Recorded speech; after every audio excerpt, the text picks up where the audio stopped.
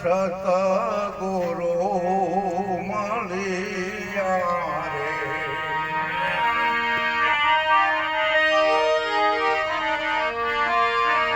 એ વરતાણી આનંદ આનંદ લીલા ને મારી વાયુ મનવી તાર સતગુરુ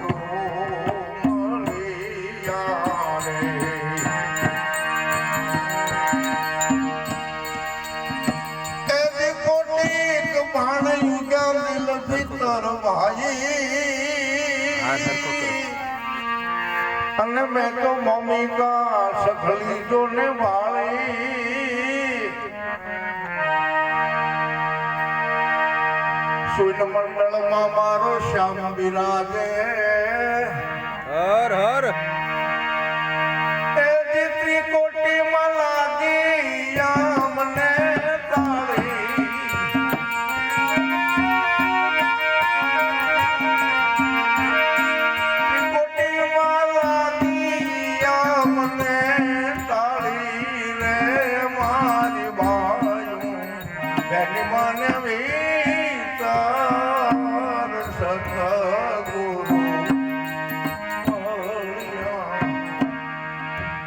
આપણને જે વસ્તુ પ્રાપ્ત થઈ છે અને આ લખેરા મહારાજને જે વસ્તુ પ્રાપ્ત થઈ છે અને આપણે એમ કે આવો કઈ સદવિચાર કરવી તો ખરા ને. લખીરામ મહારાજ કહે છે કે મને તો કોટિક ભાણ જેટલો પ્રકાશ થયો. કોટિક એટલે કરોડો સૂરજનો પ્રકાશ ભેગો કેટલો થાય એટલે હળગી જાય તો બધું. પણ મહિમા આપી છે ગુરુગમની. શા માટે ગુરુગમની મહિમા આપી છે કે 100% ગુરુ મહિમા ગાયો છે. આ ભજન ગાવા, આપણે કંઈક ધાર્મિક કામ કરવું, આપણે ભગીરથ કામ કરવું, આ બધા અમુક ટકામાં છે. પણ 100% સદગુરુનો મહિમા છે. પણ સદગુરુ આપણા ભીતરની અંદર ક્યારે આવે અને આવ્યા પછી મને અનુભૂતિ કરી છે કે કોટિક ભાણ એટલે કરોડ સૂરજનું અજવાળું થાય એવો સૂરજ મારામાં ઉગ્યો. અને પછી મને એક ભૂમિકા દેખાણી.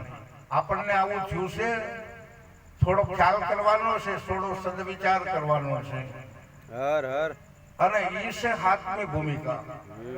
હાથમી ભૂમિકાની તમે વાત કરી શકો, પણ તમે જોયું હોય તો તમે એનું પ્રમાણ કેવી રીતે બતાવી શકો? હા, કારણ કે 100 શબ્દ તો બધા જાણે, પણ હાથમો નિરક્ષર બ્રહ્મ કોણ સમજી શકે? 100 શબ્દ જેને સવારામ બાપાએ 100 કીધો છે, આ બધા ગુરુગમ વાળા જાણી શકે, પણ હાથમો જે નિરક્ષર છે એને સમજાય છે ને. અને અત્યારે જે હું બોલી રહ્યો છું ઈ ખરેખર કયો શબ્દ છે? બહુ સમજવાનું છે, બહુ સમજવાનું છે. દેખાતો હોય તો વાત કરો કે મને દેખાડો. હા, ભૂમિકા છે ગલી બાળી. અરે હાથમી ભૂમિકાની વાત છે. એવો કોઈ દેશ કે કોઈ એવી રાજ્ય કે કોઈ એવું કઈ એવું પર્વત વાળું કે એવી કઈ નથી વાત કરી. બસ ફક્ત ભૂમિકાની વાત કરીએ છીએ.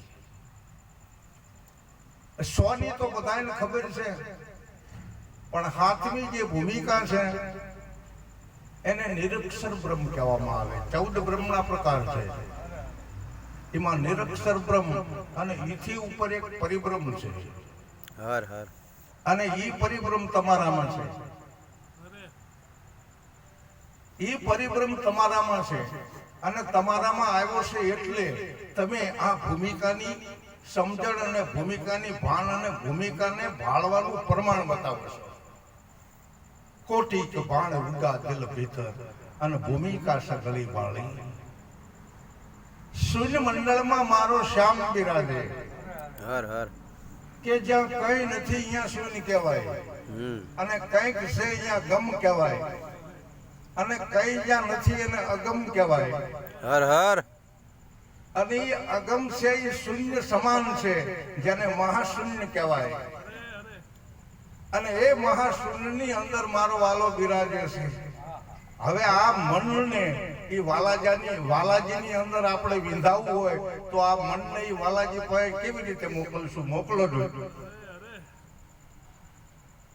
પણ નિરાત મહારાજે મોકલ્યું ને એટલે કીધું કે મન વિધાણું વાલાની સંગાત, મારો વાલો વિસારણનો વિસરે. હવે અહીંયા હોવા છતાં અહીં આવ્યો છે, એ તો આપણને અત્યારે વિજ્ઞાન પદ્ધતિથી દેખાય છે કે જે શૂન્યનો વાસી છે અને એ આપણામાં આવ્યો છે, તો આપણામાં નાની એવી શૂન્ય છે કે નહીં? આમ જો મહાશૂન્ય હોવા છતાં સૂક્ષ્મ શૂન્ય બિરાજે છે. આ શૂન્ય મંડળની અંદર અમારો સદગુરુ બિરાજમાન છે. હર હર. જેમ આપણે બધા સંતો કહેતા હોય કે કીડી નાનો એવો લાગે ને હાથી મોટો લાગે, સોરમાં સોરી કરનારો લાગે, જુગારમાં જુગારી લાગે, ભજનમાં ભજન કરનારો લાગે, સત્સંગમાં સત્સંગી લાગે. એટલે કેવો છે? આ કેવડો છે, સમજવાનો છે. પણ મેં વાત કરી કે સાતમી જે છે, અને આ શૂન્ય એટલે કંઈ પણ નથી. અને એવાની અંદર જો મુકામની વાત કરી હોય તો આપણા સાધનની નિજારી દશા કરવાની છે. હર હર. નિજારી દશા, બરાબર. અને ખરેખર અત્યારે શરીર આપણું દેખાય છે, ને આ શરીર એક દી નહીં હોય એવું તો નક્કી છે ને. બરાબર. એ વખતે તમે અદેખ થઈ ગયા છો આ શરીર હતા, અને અત્યારે શરીર હોવા છતાં અદેખ કેવી રીતે આપણને થાવ? તમે જુઓ, થઈ શકાય છે, કઈ નથી. બહુ સરસ મુદ્દો છે. શૂન્ય મંડળમાં મારો શ્યામ બિરાજે, અને ત્રિકોટીમાં લાગી મને તાળી રે મારી બાયું.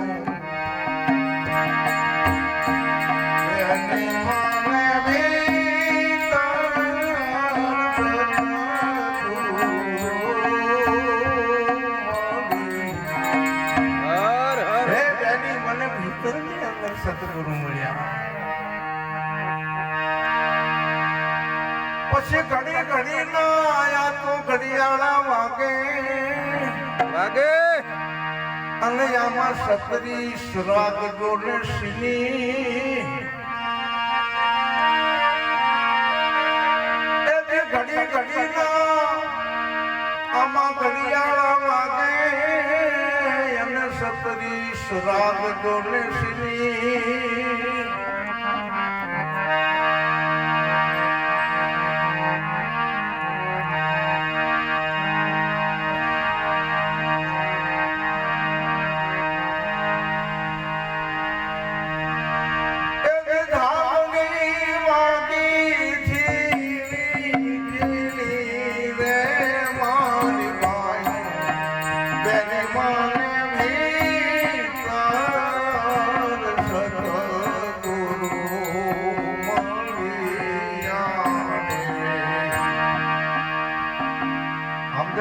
ઘડી ઘડી ના ઘડિયાળામાં કે એવી કોઈ બોલે છે, પણ આપણે સમજવાનું છે કે હર હર. બરાબર.